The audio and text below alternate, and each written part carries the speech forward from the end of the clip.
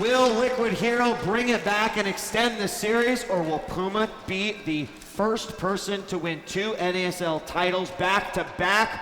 We could find out right here, right now on Terminus SE between Liquid HerO and EG Puma. Let's introduce our players. In the South, as the Red Terran, the winner of NASL Season 1 on game point and could take a second title. Give it up for EG's Puma!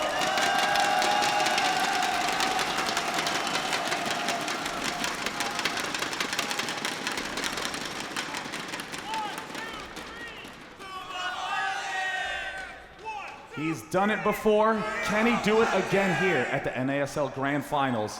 Is a comeback in the works. Currently down 1-3.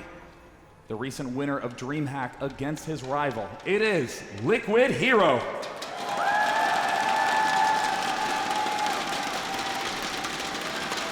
So many interesting things to think about when you consider Season 1. The fact that Puma's opponent in the finals was a Protoss MC, that did go 4 game or the full 7 games, etc. But although the parallels can be drawn, what is much different is the way that these two players have played this one out in comparison to their last meeting, in which we saw HerO come back after the first loss with 3 wins. He won game 2, but Puma quickly responded. It's almost an exact repeat of DreamHack in the opposite direction. Down 1-3 right now. HerO's going to have some big answers. We do see HerO getting the gateway first, and ordinarily I would just say that's such a typical opening, but HerO we've seen really enjoying some of those proxies, especially some of those early expand style plays. Now that he's pulling back to something somewhat more typical, we could see him likely do the 1 gate early expand. That would make a lot of sense to me, the ability to put pressure on the almost certainly early expanding opponent, but look at this, DJ Wheat, an early gas geyser from Puma. This actually surprises me given that we are playing on Terminus. The only way I would see Puma logically playing this out is if he went for that reactor ghost play yet again, but it looks like we are seeing him leave his units in gas. Whoa! Yeah, throwing down the proxy racks just south of his natural expansion, and the Marine is not going to stop. He will stop that probe.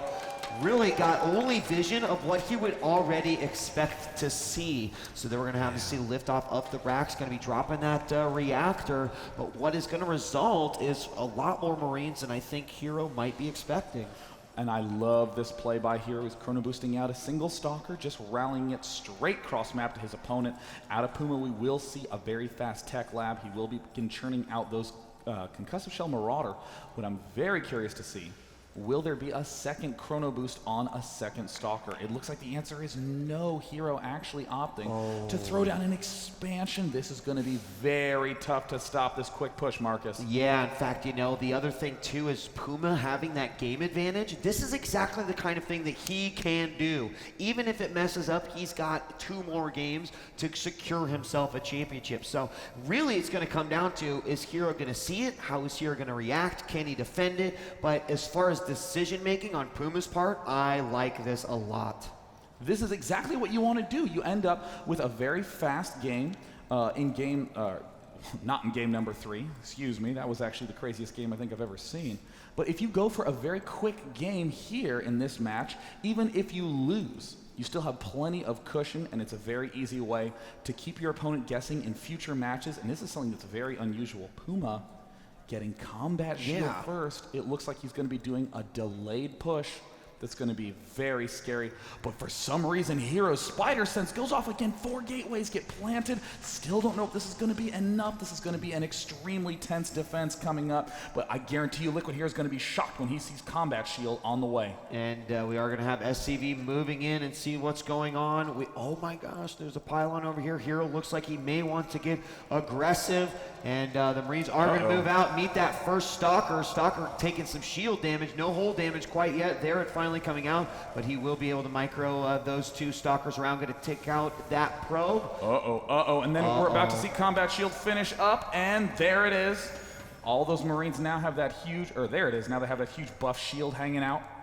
That's going to be a big signifier to HerO if he can step up, see what's going on there. And it looks like Concussive Shell is canceled. Stim, Puma wants to transition into a little bit more of a long-term play, but we're now seeing all those gateways beginning to churn out those units en masse, and I think Puma realizes he could be in a lot of trouble if he tries to be aggressive against that 4-gating toss.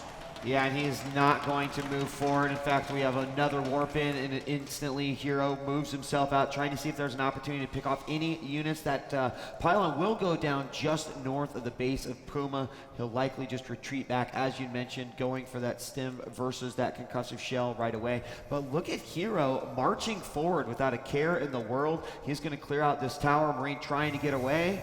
Marine might get away. Their Marine dies. Again, HerO's been doing a great job all night by pushing himself forward and gaining that map control. Unfortunately, in some of those games, it just has not been beneficial due to the fact that he's missed a few things like the ghosts in Game 3.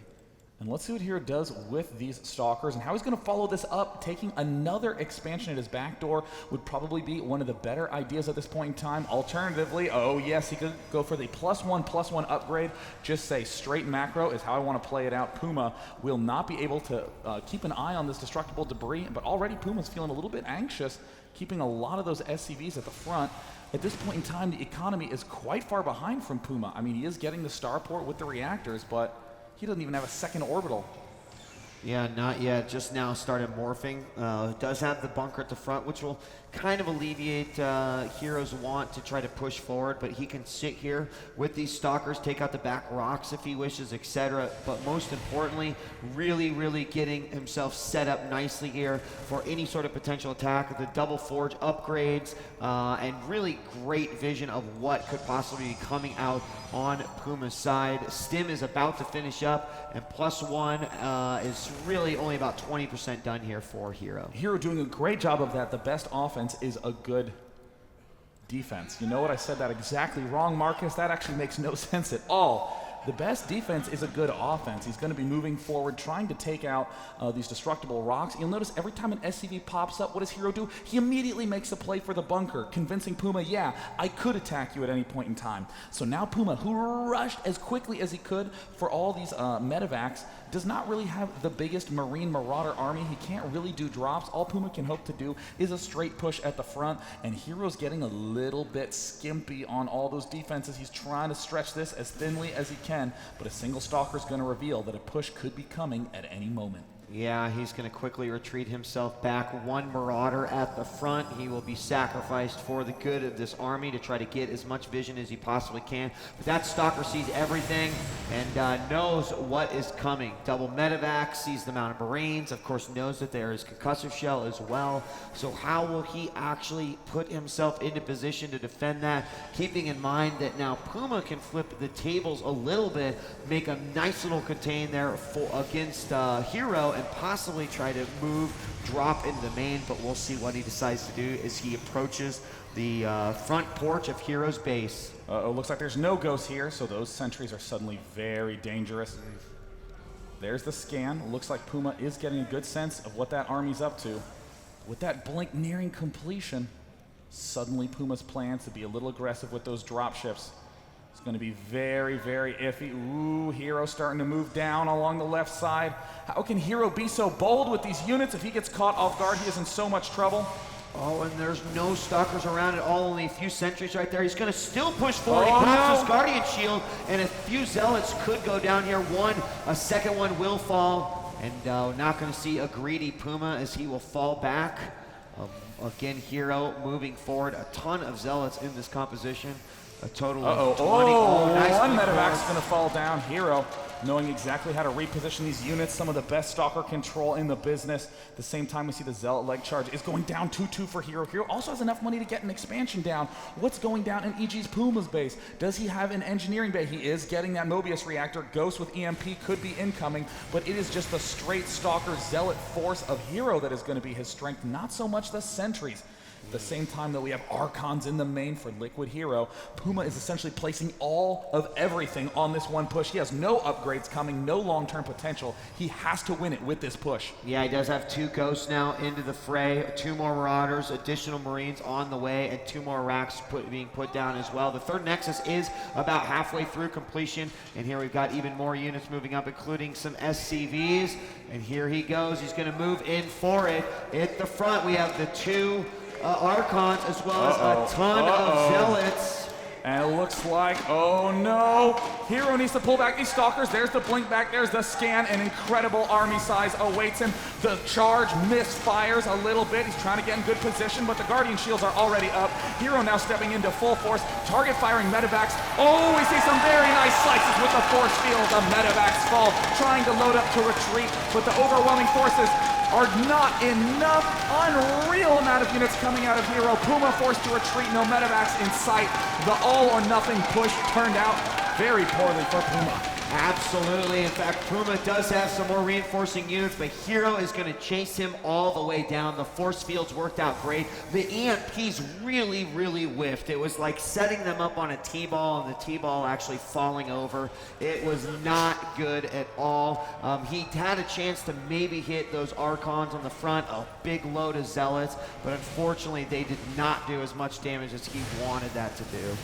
Now, with a lot of timing pushes, you wait for that Colossus number to hit something special or for your Templar to finish Storm, but HerO hit the other muscle timing, getting 2 upgrades. He only needs these upgraded gateway units to barrel down the front door. With the Archons in the mix, he can force field, slice up all the units, and the instant we see Puma retreating, the Archon can topple down those force fields and the push can continue. HerO just making sure he is covered from drops at all angles as he gets 3-3.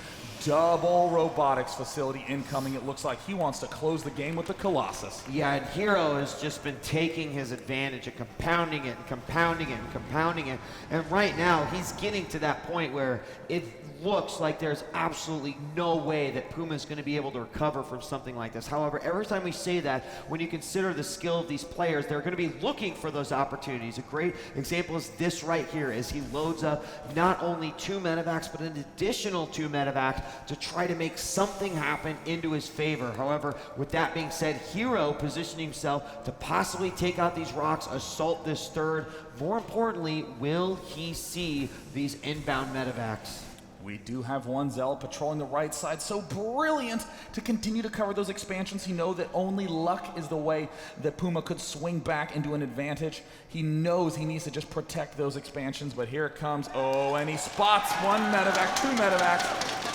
HerO knows everything that is up. A couple of Zealots. Ooh, HerO is having a little bit of miscontrol. Will have to retreat. Looks like he goes into the front, sees exactly what's up, misfires quite hard. Feedback and oh my gosh, 2 Marines dropped out and HerO completely stuffs that drop from Puma. Same time though, there's that 2nd drop up on the left. HerO does know about it as it did kill off that last expansion. 3-3 will be done a little bit before Puma's 1-1 is finished. Zealots now try to poke into that bottom right side to do some kind of damage. Puma is in extreme defensive mode. And when that Colossus count gets high, Marcus, there is going to be almost nothing that Puma can do. I would say 2 is high enough right now. I mean, to be completely honest, HerO looks so impressive right now. He's got himself charged. He's at 2-2. 3-3 is literally moments away from completing, and there it is right there. I mean, how do you compete with such a brutal death ball like this? Puma only up to 1-1. He's only got 2 medevacs, only 2 ghosts. I mean, even if there was some sort of miracle micro that could happen here, I just do not see any way that Puma's going to be able to combat this amazing force that is coming out of HerO. And we see HerO's Templar leading the fray. Where are those ghosts at? They are hidden up at the back. They can be eliminated with those very nice EMPs. Looks like HerO will he be able to get it? No snipe, outranging those Templar, picking them off. 1 high Templar with full energy, gets 1. But now this means that the 1 EMP well for Puma is run dry. He has a single ghost with 60 energy, and HerO is just having infinity of everything. Yeah, and you know what? These Zealots just become so cost-effective at 3-3 with charge against the Bio Army. And the Ghost is going to get chased down. No EMP energy. Another one does come in, and he will need to use those. Does he have, he has 3 EMPs on that, but he's got to be careful. Blinking forward, a couple units go down once again, but the Colossus out. We now have the Stalkers moving in as well, and here comes the final engagement. Oh, and EMPs galore do massive damage to all of those Zealots. We see Puma doing a little bit of missed loadout micro, huge front storming from Liquid HerO.